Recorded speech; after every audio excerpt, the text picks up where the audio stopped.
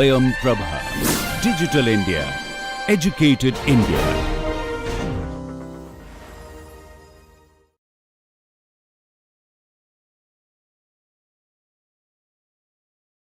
To demonstrate the utility of innovative networking technologies and newer protocols to a broad audience and to facilitate their meaningful evaluation, deployment on a large enough scale, but in isolated network testbeds so that we can avoid internet service disruptions was the need of the hour. And the networks demanded the change to free the global communications infrastructure from stagnation and to enable these newer technologies to be deployed and used, at least on an experimental basis. Hence, virtualization, that is, creating the right abstractions in the network, emerged as a key solution that can disentangle the rigidities of the internet infrastructure and provide the flexibility to deploy and test the innovative networking technologies and newer protocols on a large-scale networks without causing any delay or disruptions to the services. In this regard, I shall be discussing three of the fundamental and pioneering works that led the way to diversify and break the internet impasse. I have shared the links from where you would be able to access and enjoy reading these works. The first work is Towards a Diversified Internet by David Taylor and Jonathan Turner. Here, the authors voiced that the networking community faced two specific challenges. One is how to build a better internet, and second, an even more fundamental challenge was how to build an internet that enables competition from alternative approaches so that it is more open and also has a renewal in a way that the changes on the internet can become an ordinary everyday process rather than being treated as an unacceptable disruptions to the already established order. To this extent, the authors proposed for diversified internet, that is, through which the support for multiple meta-networks on a shared network infrastructure can be realized. This would help eliminate any barriers and even end the network impasse so that it could enable the means for large-scale deployment of competing alternatives. In this way, this diversified internet necessitated the need for virtualization, wherein the authors advocated that virtualization as not just a tool to break the impasse, but also to affect the pluralist networking technologies, that is, to enable newer players to work, compete, and bring the innovations on board. Second is the work by Larry Peterson and others, a blueprint for introducing the disruptive technology into the internet. Here, they pitched for the overlay network as an opportunity to radically change the networking architecture instead of merely providing just the limited enhancements. For this, they fundamentally emphasized on four key design principles for such an overlay-based networking testbed. First is to have the network services be able to define and run continuously and have access to the overlay resources in a continued fashion. Second is to have the control over the resources that are shared and also distributed. In a sense, the same resource may be used by different network services at the same time. Third, the overlay management services should be unbundled and run in their own slice. In effect, what it means is to have these overlay managements decoupled from actually having the overlay services that are going to provide the core networking services. And to achieve all of this, the fourth important design principle would be to have the right set of APIs that are designed to promote the application development and easier deployment of the networking services over these overlay networks. In essence, what these fundamental design principles guided to were to build a service-oriented network architecture, where we focus on the discrete network services instead of thinking network as a monolithic design and enable new means to define the network software components that are really reusable and interoperable via the service interfaces. Further, Again, Larry Peterson and others, in their work Overcoming the Internet Impasse through Network Virtualization, pitched for the means of how to build the virtual testbeds and the way to utilize virtualization in two distinct ways for these virtual testbeds. First, we can envision virtualization as a means for architectural changes. That is, fundamentally, virtualization augments to provide the flexibility to develop new architectures.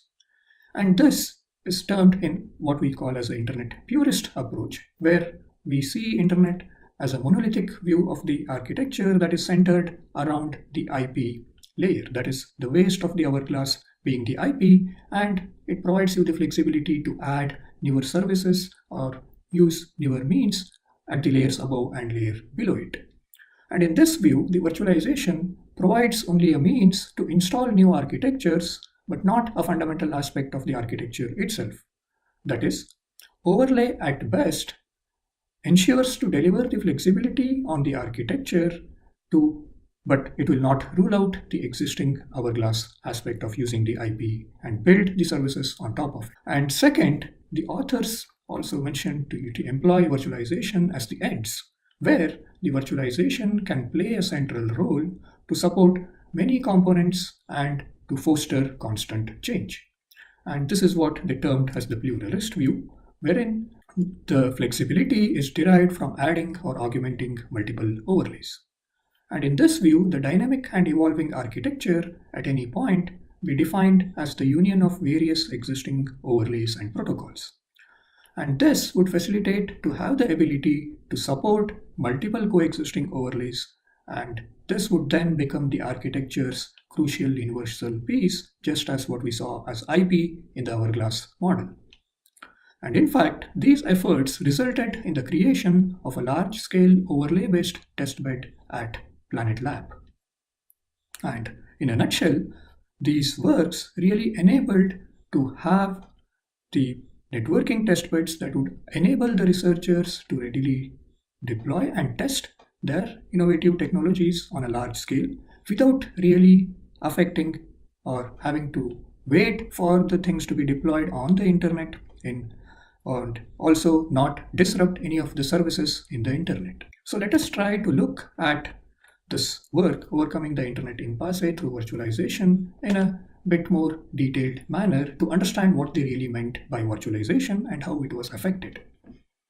And here, the authors, when they said network virtualization, they meant network virtualization to be adopted as a potential strategy for addressing the ossification of the internet through the means of providing the virtualized network overlays. And to build such overlays, the authors fundamentally said to meet specific requirements. And the three important requirements that were necessitated to be met included one, that the researchers must have the ability to experiment readily with the newer architectures, albeit on the live traffic. That is, the experimental testbed should not require the researchers to work in a different environment than what we consider with internet with the live traffic. So the flexibility for the researchers is to have that access to the live traffic and be able to experiment on those with the characteristics resonating with what you would see on the internet. And second is the deployment path. Once we have tested and validated these innovative technologies, the deployment path should not be any different and should be easy to bring it on practice when we want to deploy it on the internet. So the two testbeds, in essence, when you look at the overlay testbed and the underlying internet testbed, should not differ in any means for the deployment perspective. And third, the solutions to ensure that these broad range of architectural problems that were faced by the internet be addressed effectively, in the sense that when we develop the testbeds, these testbeds, the means to manage them, the means to provide access to them should be far more simpler and be readily accessible and usable from the researcher's point of view than opposed to the hardening of the internet infrastructure. So in a nutshell, in such a virtualized network, multiple virtual networks can coexist on top of the shared substrate or the underlying internet infrastructure. And these different virtual networks then provide an alternative to test and deliver different end-to-end packet delivery systems, different protocols altogether, and even different packet formats.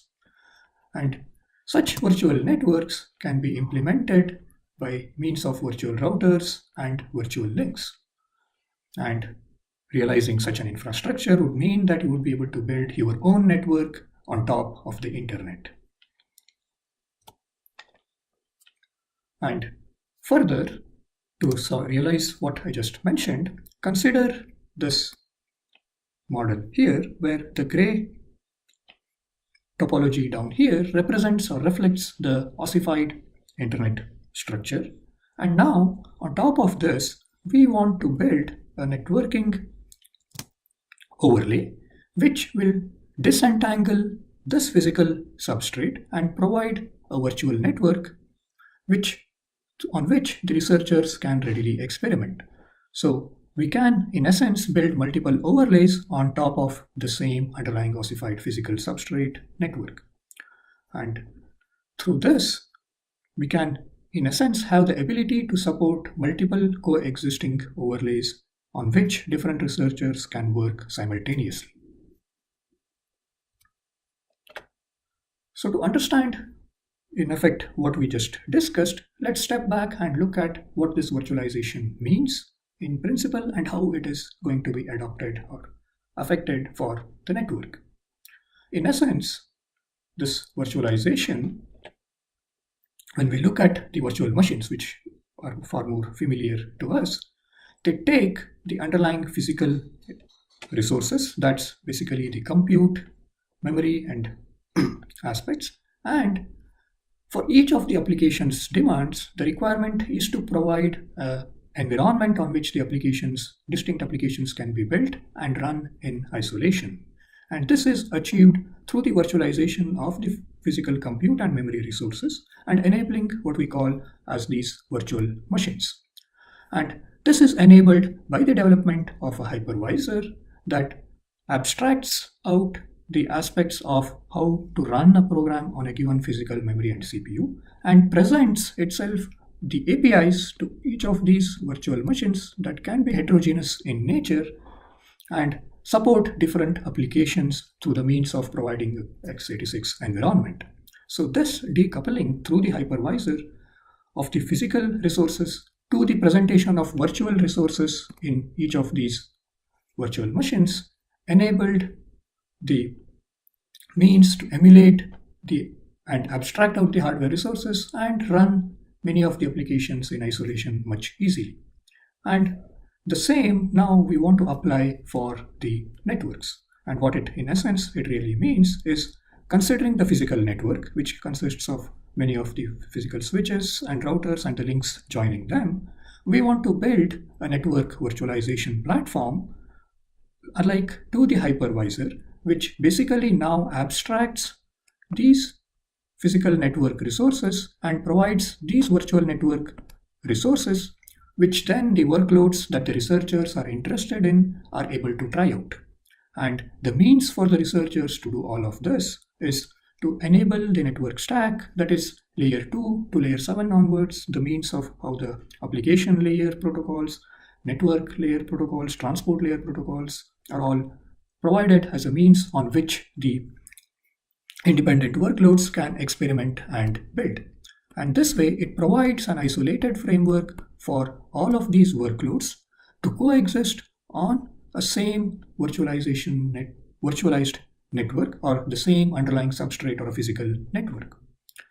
And this is the flexibility that would enable for transparent abstraction of the physical computing platforms and resources and enable to provide multiple logical views for the same underlying physical network.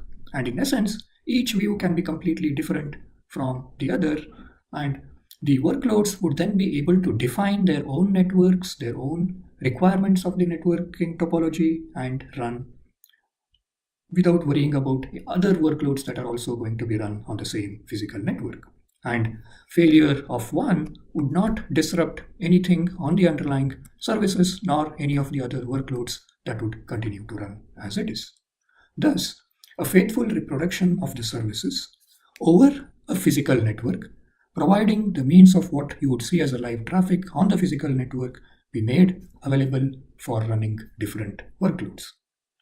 And this decoupling of the services provided by the network from a physical infrastructure is what we mean by network virtualization.